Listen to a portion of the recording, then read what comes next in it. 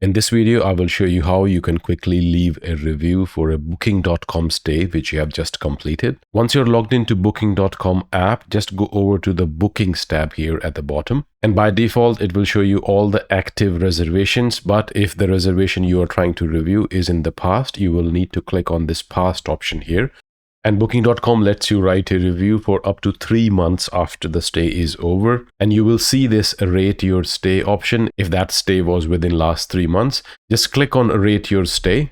And that will open up the review menu. You can first choose the overall rating you want to give the property.